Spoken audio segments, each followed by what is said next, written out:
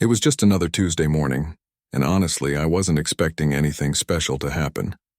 You know those days when you wake up, follow the same routine, and everything just feels like a copy of yesterday? That was my life back then. Wake up at 7, shower, grab my laptop bag, and head to the coffee shop on 5th Street before work. The rain was coming down pretty hard that morning. Not the gentle kind that makes everything look romantic in movies, but the annoying kind that soaks through your jacket no matter how fast you walk. I pushed open the door to the coffee shop and immediately the warm air hit my face.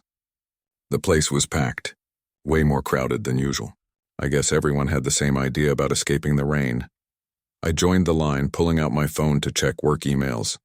My boss had already sent 3 messages and it wasn't even 8 o'clock yet. I was completely absorbed in typing a response, barely paying attention to anything around me. When I reached the counter, I ordered without even looking up. Black coffee, same thing I ordered every single day. While waiting for my drink, I stood there scrolling through more emails. That's when I heard it, a laugh. But not just any laugh. It was the kind of laugh that somehow cut through all the noise in that crowded room. The espresso machine was hissing, people were chatting, chairs were scraping against the floor, but that laugh rose above everything else. I don't know why, but something made me look up from my phone. Maybe it was curiosity, or maybe something deeper that I can't really explain. My eyes scanned the room until I found where the sound was coming from. There was a small table near the window where 3 women were sitting together. One of them had her back to me and she was in the middle of telling some story. Her hands were moving around as she talked, and her friends were completely absorbed in whatever she was saying. I couldn't see her face, but there was something about her energy that caught my attention. The way she moved, the way her friends were leaning in, completely captivated. I found myself staring, which was weird because I'm not usually the type to stare at strangers. Then one of her friends called out a name. "Elena," she said, still laughing at whatever story was being told. That's when it happened. Elena turned around slowly. Maybe she heard someone else call her name, or maybe she just felt someone looking at her. I don't know. But she turned, and our eyes met across that crowded coffee shop. I can't describe it any other way except to say that time literally stopped. I know that sounds dramatic, and trust me, I'm not a dramatic person, but in that moment everything else disappeared. The noise faded into the background. The other people became blurry. All I could see was her face and those eyes looking directly at me. It probably only lasted 3 or 4 seconds in real time, but it felt like forever. She had this small smile on her face, not like she was laughing anymore, but like she understood something, like she felt it too. That recognition between 2 strangers that doesn't make any logical sense but feels absolutely real. Then she turned back to her friends. And just like that, the moment was over.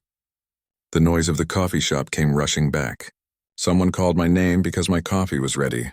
I grabbed it mechanically, barely registering what I was doing. I should have walked over to her table. I should have said something, anything, but I didn't. I just stood there like an idiot, holding my coffee, watching her talk and laugh with her friends. A few minutes later, they all stood up to leave. I watched them gather their bags and jackets. Elena glanced back once as they headed toward the door, but I was too far away to catch her eye again. Then they were gone, disappearing into the rain, and I was left standing in the middle of the coffee shop wondering what had just happened to me. I walked to work in a complete daze. I couldn't focus on anything. During the morning meeting, my colleague had to say my name twice before I realized he was talking to me. I spent most of the day staring at my computer screen, not really seeing the code I was supposed to be working on. That evening, my best friend called. His name is David, and we've known each other since college. He could tell immediately that something was different. "What's going on with you?" he asked. "You sound weird." I tried to explain what had happened, but even as I was talking, I realized how ridiculous it sounded. "So let me get this straight," David said when I finished. "You made eye contact with a woman in a coffee shop for like 3 seconds, and now you can't stop thinking about it?" "When you say it like that, it sounds stupid," I admitted. "It doesn't sound stupid," he said. "It sounds like you're finally feeling something again. That's good. You've been walking around like a zombie for months." He was right about that. My previous relationship had ended badly about 6 months before. Since then, I'd just been going through the motions. Work, home, sleep, repeat. I hadn't felt anything real in a long time. Until that moment in the coffee shop. That night, I couldn't sleep. I kept replaying those few seconds over and over in my mind. The way she turned. The way she looked at me. That small, knowing smile. I didn't even know her last name. I didn't know anything about her except that her name was Elena, and she had a laugh that could stop time. The rational part of my brain kept telling me to forget about it. It was just a random moment with a stranger. These things happen. But there was another part of me, a deeper part, that knew it was more than that. Something had shifted in those few seconds. Something had woken up inside me that I thought had gone to sleep forever. I decided right then, lying in bed at midnight, that I would go back to that coffee shop tomorrow. Same time, maybe she'd be there. Probably she wouldn't be. But I had to try. Because for the first time in 6 months, I felt alive again, and I wasn't ready to let that feeling go. The next morning, I was back at the coffee shop at the exact same time. I told myself I was being ridiculous, but that didn't stop me from going. I ordered my coffee and found a seat where I could see the whole room. Every time the door opened, my heart jumped a little.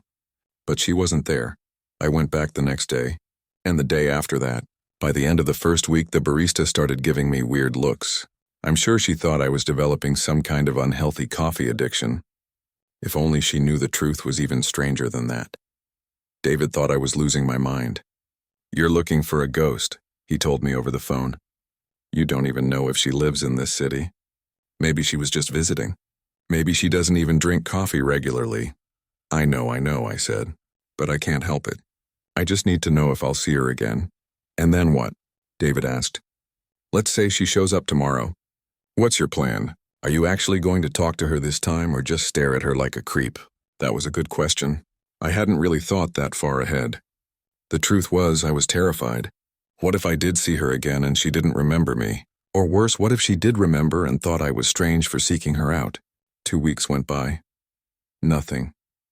I started to accept that maybe it really was just a moment, nothing more. Maybe I'd built it up in my head into something bigger than it actually was. Life started to return to normal, or at least what passed for normal these days. But something had changed in me. That brief encounter had shaken something loose. I started noticing things I hadn't paid attention to in months. The way sunlight came through the windows at work. The taste of my morning coffee. Small conversations with colleagues that I would have ignored before. It was like I'd been sleepwalking through my life, and those 3 seconds had woken me up. I stopped going to the coffee shop every single day. Instead, I started trying new things. Different routes to work. Different lunch spots. I joined a gym that I'd been meaning to try for ages. It wasn't about finding her anymore. It was about finding myself again. 3 weeks after that first encounter, I did something completely out of character. It was a Saturday afternoon, and instead of staying home like usual, I decided to go to a bookstore downtown. I'm not even much of a reader, but I'd passed this particular bookstore 100 times and always thought it looked interesting. The place was quiet and peaceful, with tall shelves packed with books and soft music playing in the background. I wandered through the sections, not really looking for anything specific. Just browsing, just being present in the moment. I turned a corner into the fiction section, and that's when I heard it again. That same laugh. My heart stopped. I thought I was imagining things, but then I heard it again, clearer this time. I walked slowly toward the sound, afraid that if I moved too quickly, the moment would disappear like a dream. And then I saw her, Elena. She was standing in front of a shelf, reaching up for a book on the top row.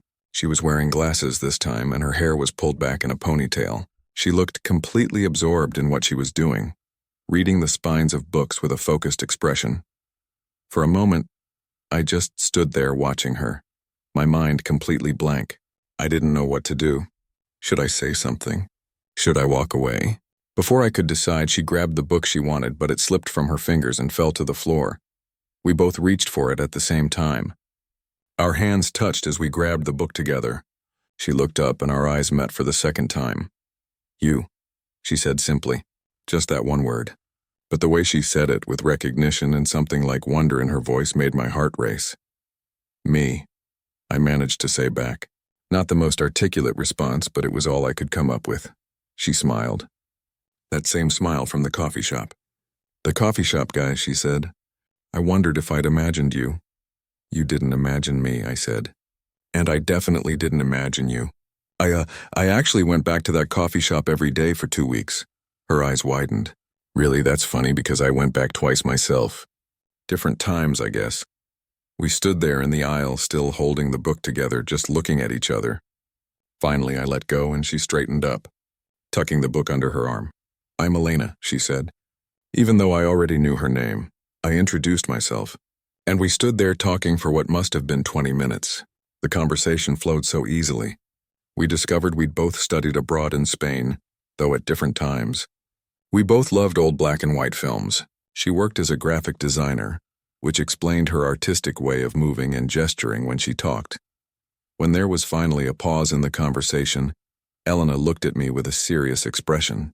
"This is weird, right? Running into each other twice like this?" "It's definitely unusual," I agreed. "But good weird." "Not bad weird. Good weird," she repeated, smiling. "I like that." We exchanged phone numbers before leaving the bookstore. As we stood outside on the sidewalk, Elena said something that stuck with me. "I don't usually believe in signs or fate or anything like that. But twice? In a city this big? That feels like something." I watched her walk away down the street, but this time I had her number in my phone. This time I didn't have to wonder if I'd ever see her again. That night I called David to tell him what happened. "So you're saying she felt it too?" he asked. "She actually went back to look for you?" "Yeah," I said, still hardly believing it myself. "Well, don't mess this up," David said. "The universe just gave you a second chance. Actually, technically a third chance. Don't waste it." I had no intention of wasting it. We texted that night, just casual conversation, but I could feel the anticipation building. We made plans to meet for coffee that week. Not at the original coffee shop. We both agreed that would be too much pressure. Somewhere new, a fresh start. As I lay in bed that night, I realized I was smiling. Actually smiling. Something I hadn't done much of in the past year. Whatever this was between Elena and me, it felt real. It felt possible. And for the first time in a long time, I was excited about what might come next. Our first official date was at a small Italian restaurant that Elena suggested. I arrived 10 minutes early because I was nervous and didn't want to be late. When she walked in, I stood up so quickly that I almost knocked my water glass over. She laughed at that, and it immediately broke the tension. The conversation that night was even easier than it had been in the bookstore. We talked about everything. Our jobs, our families, places we'd traveled, places we wanted to go. Hours passed without us even noticing. When the waiter came to tell us they were closing soon, we both looked around in surprise to find that we were the last customers in the restaurant. Over the next couple of months, we fell into a comfortable rhythm. Dates every week, sometimes twice a week, museums on Sunday afternoons, late dinners at little places we'd discover, long walks along the waterfront where we'd talk until the sun went down. I felt myself opening up to her in ways I hadn't with anyone else. She had this way of listening that made me feel really heard, really seen. I introduced her to David and his girlfriend, and they loved her. David pulled me aside at one point during the evening and said, "She's great, but there's something. I can't put my finger on it, but she seems like she's holding something back." I brushed off his concern. Everything felt so good between us that I didn't want to look for problems. But once David said it, I started noticing little things. Elena would sometimes cancel plans at the last minute with vague excuses about family stuff or something came up. When I asked about her family, she'd talk about her mother and then change the subject. She mentioned having a sister once, but didn't elaborate. We'd been dating for almost 3 months when I started to notice a pattern. We always met at restaurants or went to public places. She'd never invited me to her apartment. At first, I thought maybe she was just private about her space, or maybe her place was small and she was self-conscious. But it started to feel like more than that. One evening, we'd had a particularly wonderful time at a small jazz club. The music was perfect, we'd danced, and everything felt magical. As we walked to her car, I decided to just ask directly. "Hey, can I ask you something?" I said, stopping on the sidewalk. "Is there something you're not telling me? I feel like you're keeping part of yourself hidden, and I don't understand why." Her expression changed immediately. The happiness drained from her face, replaced by something that looked like fear mixed with resignation. "Can we go somewhere private?" she asked quietly. "Not here on the street." We drove to my apartment in silence. The whole way there, my mind was racing. Was she married? Was she moving away? Was she sick? 1,000 scenarios ran through my head, each one worse than the last. Once we were inside my apartment, Elena sat on the couch and took a deep breath. I sat next to her, waiting, my heart pounding. I have a daughter, she said finally, looking down at her hands. Her name is Lily, she's 6 years old. Whatever I'd been expecting, it wasn't that. I sat there trying to process what she'd just told me. Elena kept talking, words spilling out like she'd been holding them back for too long. Her father left before she was even born, just disappeared. It's been just me and Lily since the beginning. Well, me and Lily and my mom, who helps me more than I could ever repay. Those times I canceled plans, those were school events or nights when my mom couldn't watch her. I've been terrified to tell you because every time I've tried to date someone, as soon as they find out about Lily, they're gone. She finally looked up at me, and I could see tears in her eyes. That moment in the coffee shop, I felt it too. I really did.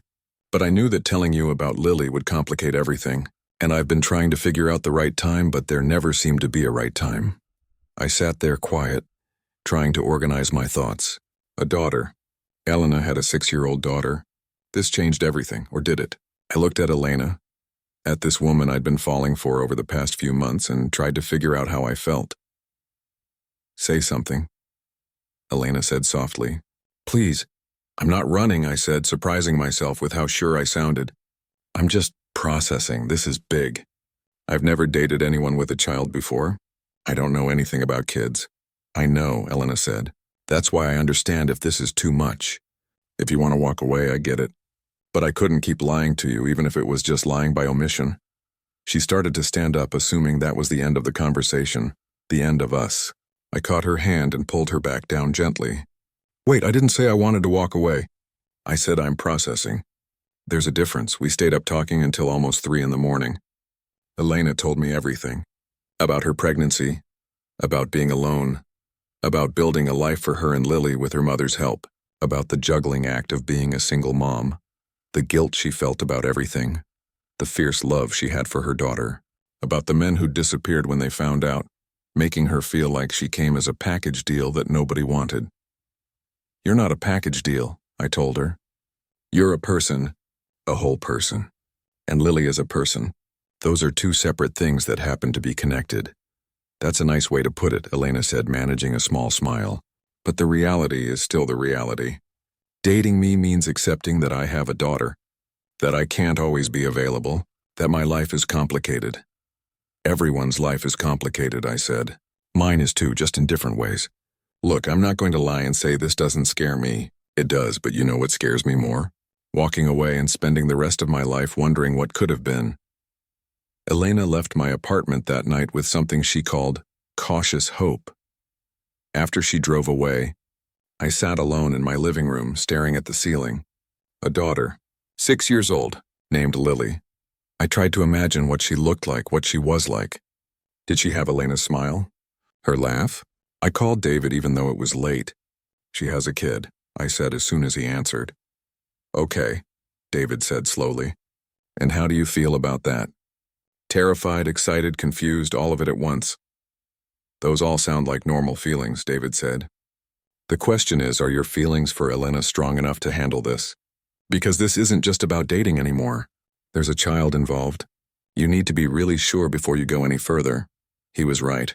This wasn't something to take lightly. That night I barely slept. But when morning came, I knew what I needed to do.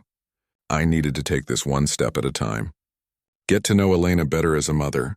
Eventually, if things kept going well, meet Lily. See if I could fit into their world. See if I wanted to. I texted Elena in the morning. Thank you for telling me the truth. I know that took courage. Let's take this slow, but let's keep going. I'm not ready to give up on us yet. Her response came almost immediately. Thank you for not running. I'm not ready to give up on us either. And just like that, we entered a new phase. One that was scarier and more real than anything before, but also one that felt worth fighting for. The next month was different. Elena was more open, more herself. She'd tell me stories about Lily, about funny things she'd said or done. I learned that Lily loved dinosaurs more than anything in the world, that she asked questions about everything, that she was shy around new people but opened up once she felt comfortable. I found myself actually excited to hear these stories. I'd catch myself smiling at random moments during the day, thinking about something Elena had told me about Lily. At the same time, I was terrified.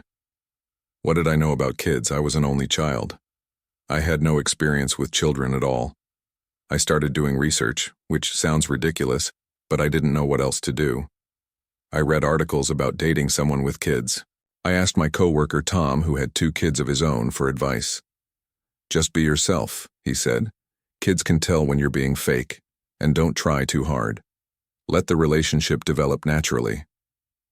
After about a month of this new honesty between us, Elena suggested that I meet Lily. My stomach dropped when she said it. Are you sure? I asked. Is it too soon? I've been thinking about it a lot, Elena said. Lily keeps asking about you. She knows I've been seeing someone. And I think it's time, but only if you're ready. No pressure. We decided to meet at a children's museum. Casual, low pressure, just 3 people looking at exhibits. I could do that, right? The night before, I barely slept. I changed my shirt 3 times that morning before settling on something casual but nice. I arrived at the museum 15 minutes early and paced around outside until I saw Elena's car pull up. She got out first, then opened the back door. And there she was. Lily. Small and delicate, with her mother's eyes and dark hair in 2 braids. She was clutching a toy dinosaur, a stegosaurus, and staying close to Elena's side. Lily, Elena said gently, this is my friend. This is the person I've been telling you about. I knelt down so I was at Lily's eye level, something I'd read in one of those articles. Hi, Lily, I said. That's a cool dinosaur. Is that a stegosaurus? She nodded but didn't say anything, hiding a bit behind Elena's leg. I decided not to push it. Did you know that Stegosaurus had a brain about the size of a walnut? I said. I always thought that was funny, this huge dinosaur with such a tiny brain. Lily's eyes widened. She looked up at Elena, then back at me. Really? She said quietly. That's really small. I know, right? I said, standing back up. Come on, let's go see what's inside. The first hour was awkward. Lily was quiet, staying close to Elena, observing me carefully. But slowly, bit by bit, she started to warm up. At one exhibit about space, she asked me a question about the moon. At another about ocean animals, she told me her favorite fish was the hammerhead shark because it looked funny. Then we got to the dinosaur section and everything changed. Lily lit up like a Christmas tree. She ran from display to display, reading every sign, telling us facts she already knew. At one point, she grabbed my hand without thinking and pulled me toward a T-Rex skeleton. Look how big it is. I glanced at Elena, who was standing back watching us. She had tears in her eyes and was smiling. The rest of the day flew by. By the time we left, Lily was chattering away, telling me about her school and her friends and her favorite teacher. As we walked to the parking lot, Lily took both our hands, swinging between us. Elena caught my eye over Lily's head and mouthed, "Thank you." I squeezed her hand and smiled back. Over the next couple of months, I became part of their routine. Weekend breakfasts at the pancake place, movie nights where Lily would fall asleep on the couch between us, trips to the park.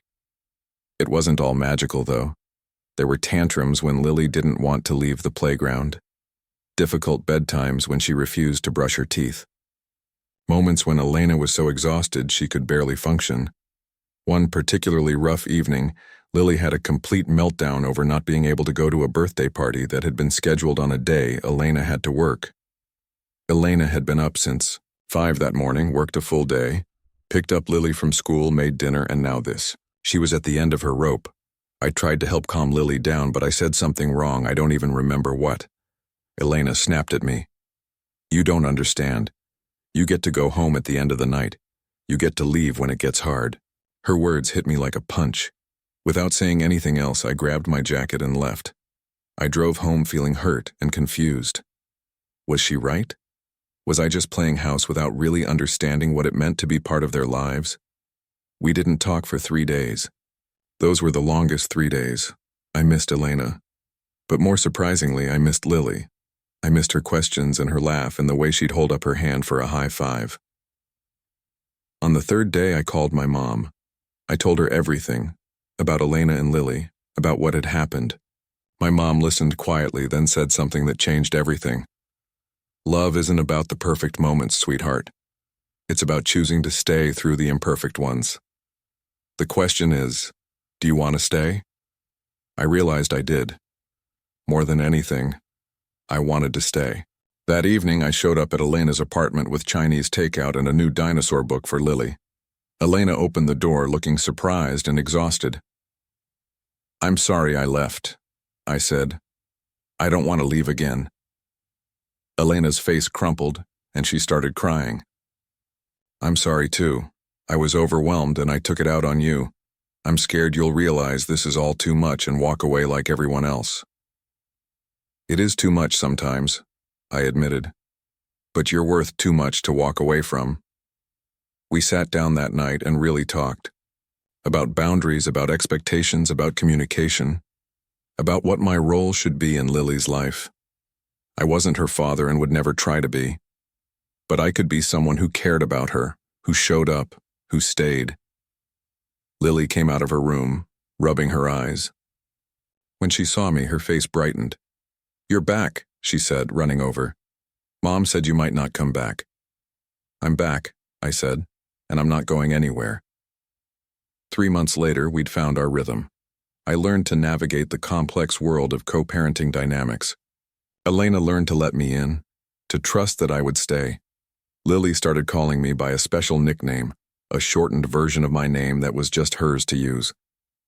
At Lily's school art show, another parent assumed I was Lily's father. Before Elena could correct them, I found myself just smiling and moving on. Later that night, after Lily was asleep, Elena asked me how I felt about that moment.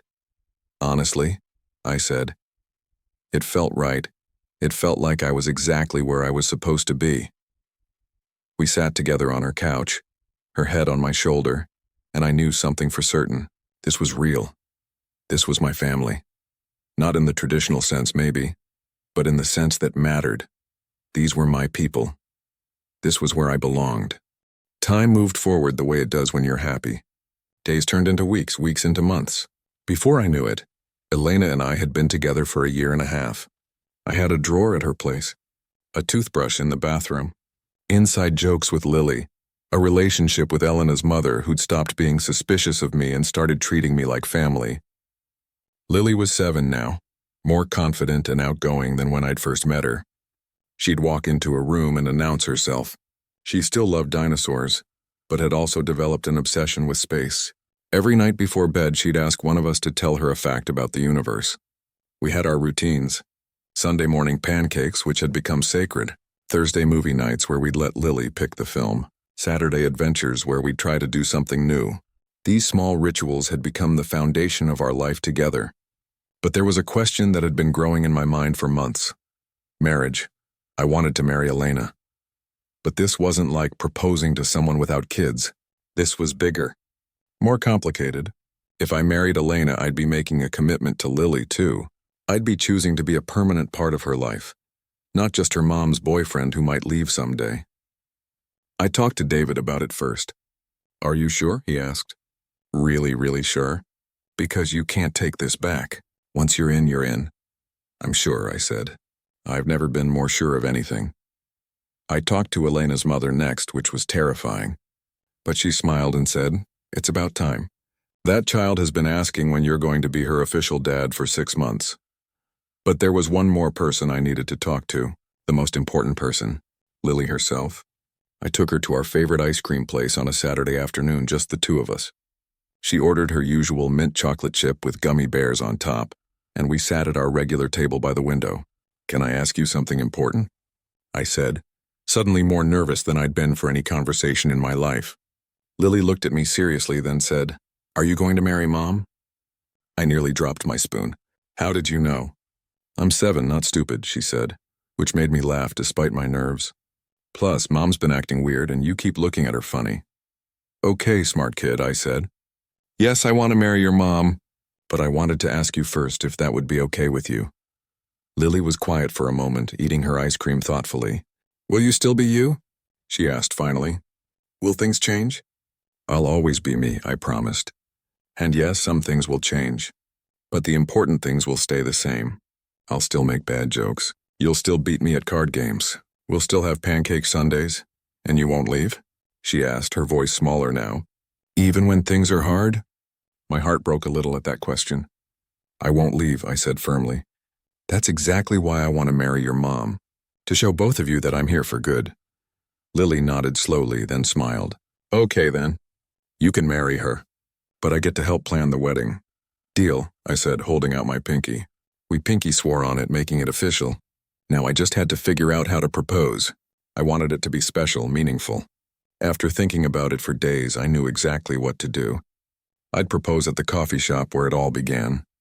Where I'd first seen Elena turn around. Where time had stopped and my life had changed. I talked to the coffee shop owner who remembered me as that guy who came in every day for 2 weeks looking lost. She agreed to let me close the shop early on a Tuesday evening. Elena's mother agreed to watch Lily, telling Elena she needed a mom's night out. The day arrived and I was a complete mess. I'd picked up the ring that morning, a simple but beautiful band that I hoped she'd love. I must have checked my pocket 100 times to make sure it was still there. I called David, who told me to calm down and breathe. That evening, I told Elena I wanted to show her something. She gave me a suspicious look but agreed to come along. When we pulled up to the coffee shop, she looked confused. Why are we here? It's closed. Just trust me, I said, taking her hand. I'd asked the owner to leave the door unlocked. We walked inside and the place was empty and quiet. Only a few lights were on, casting a soft glow over everything. What's going on? Elena asked, looking around. I took her hand and walked her to the spot where I'd been standing that day. Do you remember the first time I saw you? I asked. You were sitting right there telling a story to your friends. I was standing here not paying attention to anything. Then you turned around. I remember, Elena said softly. I felt like I knew you somehow. Like I recognized you. You turned around slowly, looked at me, and time just stopped, I continued. I didn't know it then, but I was looking at my future. I was looking at the person who would change my entire life. Elena's eyes were getting watery. What are you doing? She whispered. I got down on one knee, pulling the ring from my pocket. Elena, I want every Tuesday morning and every Saturday adventure. I want every difficult bedtime and every perfect moment. I want to be Lily's person and your husband. I want to build this life with you. Will you marry me? She was crying now, nodding before she could even speak. Yes, she finally said. Yes, absolutely yes. 1,000 times yes. I stood up and slipped the ring on her finger, and we kissed in that empty coffee shop where our story had begun. When we finally pulled apart, Elena was laughing and crying at the same time. That moment when I turned around, she said, I felt it too. I just didn't know it would turn into this. Into everything. We picked up Lily together to tell her the news. She'd been in on the plan, but she still jumped up and down screaming when we showed her the ring. I'm going to be a flower girl. I'm going to be a flower girl, she kept saying. Elena's mother hugged us both, tears streaming down her face. David and his girlfriend came over, and we had an impromptu celebration. The whole evening was perfect. Later that night, after everyone had left and Lily was asleep, Elena and I sat on the balcony of her apartment.